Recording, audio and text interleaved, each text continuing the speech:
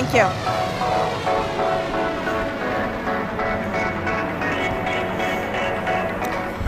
So these past few months, we've seen a lot of whistleblowers coming forward in the tech industry alleging harassment and discrimination. We've had CEOs at Uber and SoFi even lose their jobs. We also had well-known VCs like Dave McClure, who lost his job after Sarah Kunst, who's here on stage, came forward to the New York Times. She's now CEO and founder of Proday. We're also joined by Kim Scott, who's the author of Radical Candor, and she used to work at Google and now advises CEOs and other executives at Twitter and Dropbox. And we also have Hilary Gosher, who's at Insight Venture Partners, where she's a managing director, and she's on the board of Parity Partners, helping companies find pipeline talent. So thank you, ladies, for joining us. Appreciate it. Thank you. Thanks. So Sarah, you're part of a wave of women that have come forward in recent months. What made you decide to tell your story? You know, I think for me it was, one, it was wrong, and you can't try to get sex in exchange for hiring somebody, and I don't like when people try to do that to me or anybody. So that was the no-brainer part. The other piece of it, though, really was seeing women like Ellen Pao, seeing women like Susan Fowler come forward, tell their stories, be believed, and then realizing that that's what it took, right? Back channel wasn't working, going directly to 500 startups and telling Christine, hey, here's proof, Dave sexually harassed me and told me that he sexually harasses other women, and her response was literally to not respond. And so I was like, you know what? I tried to handle it through the channels. You don't care about that, but I care about these women. I'm gonna come forward and tell my story. Yeah, and so Kim, you're probably hearing from some of the executives you're working with, they're probably telling you some of their concerns about harassment. What are these conversations like?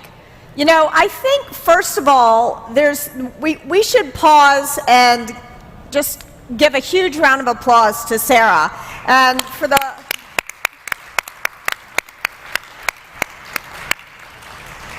Because I think there's increasing awareness throughout Silicon Valley with some of the great leaders in Silicon Valley that it doesn't do any good to sort of cover up the crime, and that there's a certain category of man who will only understand action and consequences. There's no point merely talking to him. And it is really bad for organizations to sweep this kind of behavior under the rug. And I think thanks to people like Sarah who've been willing to be brave enough, because for so long, women were told, you'll never get another job, you'll blow up your life if you come forward. And look at Sarah, she's not blown up. She seems to be doing pretty well. And I think there's an increasing awareness of how important taking the right action is early. And so, Hilary, you're probably well aware, as a venture capitalist, there have been reports of VCs who harassed founders when they were trying to pitch their companies. Now there's even a bill being proposed in California to combat this. Has it really come to this? Yeah, actually, it's a bill that will come before the California legislature in January this coming year, up for debate. And it's interesting because social change never happens. There's an inertia towards social change. There always is. If you think about the suffragettes took 56 years before women got the vote. It was another 50 years before the civil rights got equality for all. We've had any form of, women owning their rights to their bodies, gay marriage. All these things happen because there's some regulation, there's some legislature. People are not naturally altruistic. And so I think it's interesting that it has come to this, that someone's got this bill proposed, whether or not it comes to pass. The point is that, at some point people aren't going to change unless they're forced to change. But sometimes it's not the VCs, but actually the founders that can be the problem. How can you make sure that you're not investing in founders who are going to lead problematic company cultures? That's a great question. Culture begins at the top. The CEO and the management team set the tenor for any organization culture. But more than that, the board has oversight and governance. And, some of the boards like Uber turned a blind eye for many months until things became very obvious, until we, had things really in the press, and you have to commend the press really for giving voice and amplifying what women had to say. But, at the end of the day, the boards need to have a zero tolerance policy. And that policy is the following, which is, if you're a man, do not hit on a woman. End of story. Like, A that's woman the that policy. works for you or works Yeah, if you're a man in a position of power, Yeah. do not hit on a woman. Like, it doesn't seem to be that complicated, but we need to have that zero tolerance policy, and it needs to start at the board.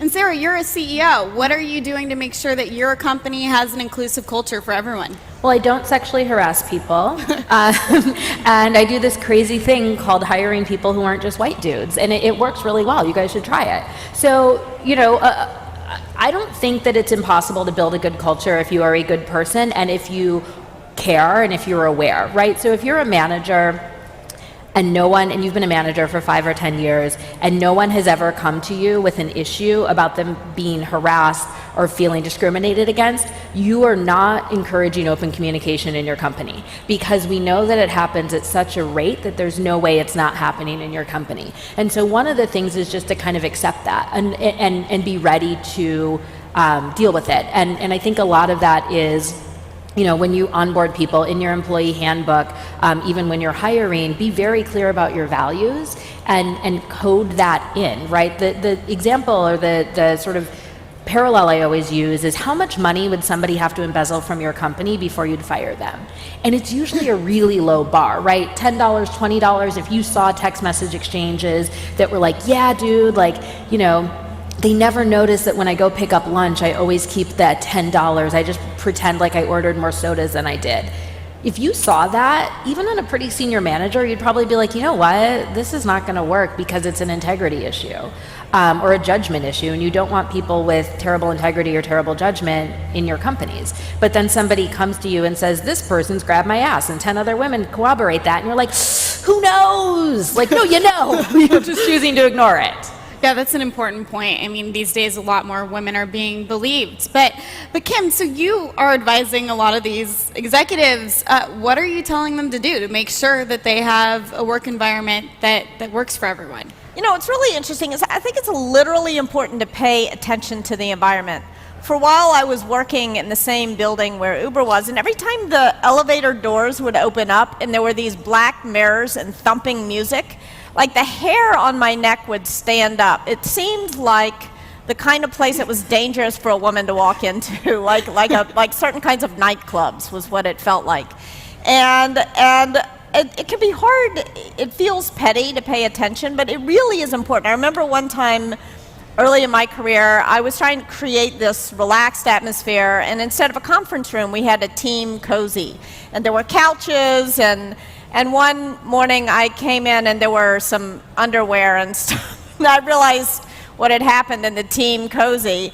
And I realized we were going to have to figure out a different way to be casual, right? So pay attention when stuff is happening. Pay attention to the message. I did not intend to encourage employees to have sex in the office. I really did not. But as soon as I saw evidence, I didn't bury it or repress it. Like, I took the couches out of the damn team cozy. So pay attention to the little stuff. It does matter.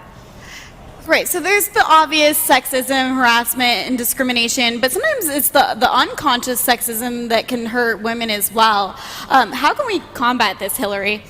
It's a great, the point is that many of us are standing by and being bystanders to this. So we've all seen these kind of things that happen in organizations. We've all been part of, the females being to do office housekeeping. Would you run that conference, and would you mind bringing in the food? And, we feel like doing office redecorating. Would you do that? No. Yeah, exactly. No, that's not part of my job. And so, you stand by and you see these, and we don't do anything about it. And I think it's incumbent on all of us, if we want to change the industry, to really take ownership of that ourselves and not be bystanders, but be, I guess, upstanders. Stand up. The more we talk about it, part of why it's blown out in the industry is more women are talking about it. Mm-hmm. And in the office environment, if more people speak up and say, that's just kind of doesn't seem right, that kind of thing becomes more culturally acceptable and the environment changes. So I think all of us owe it to ourselves to take ownership. And Kim, studies show that men are promoted based on potential, but women are promoted based on what they've already accomplished. So the bar at some companies is actually higher for women. Yeah. How do we make it so that companies can promote career growth for everyone? It is so important. I think as you're looking at your promotion process, as you're looking at just the ratings, if you do ratings in your company, it is so important to proactively look for gender-biased language. So if you see that a woman is being considered for promotion and she's really awesome, but people are complaining that she's abrasive or some words like that, go after it. I actually worked with Joan Williams on a disruptor, a bias disruptor, where we would go in and look at performance reviews and look at what was written and identify areas where we thought there was gender bias in the decision making, and we didn't want to blow people up or accuse them of being terrible human beings, but we would ask extra questions when we saw certain words.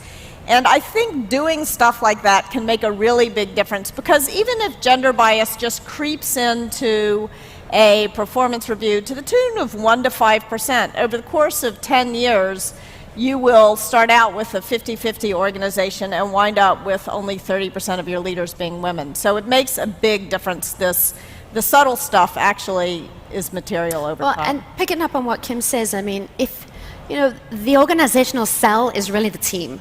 And if team managers are held accountable for recruiting gender-neutral teams, they will do it. If you measure people on things, they'll manage to it. And so I do think that we need to hold managers accountable. Just say, we expect you to recruit gender-neutral teams. They will find a way to do it. If we don't hold them accountable, they won't do it. And just by having 50-50 in a team will change the tone of the dialogue. Just, you're not going to be talking only fantasy football on a Monday morning. You may be talking other stuff that happened. And Sarah, it sounds like you've encountered both sexism and racism, and there's a lot that you've probably had to deal with. And so what do you think people should be doing to make sure that this doesn't happen and that the subconscious stuff gets addressed as well? Well, I think they should stop being sexist and racist. No, but I don't know. I think a lot of it comes down to this idea that if it's unconscious or subconscious, it's kind of okay, and it's not, right? If you go to work and you're like, oh, sorry, I crashed the site because I didn't really realize that we needed to renew our AWS, whatever service, nobody says, hey, that's it. Like, you're kind of in trouble, and if that happens a lot, you're going to get fired. And I think that there's a really sort of California is an at-will state. James Damore, California is an at-will state, and anybody can fire you for being a sexist, racist piece of shit anytime they want. Somebody tell him that.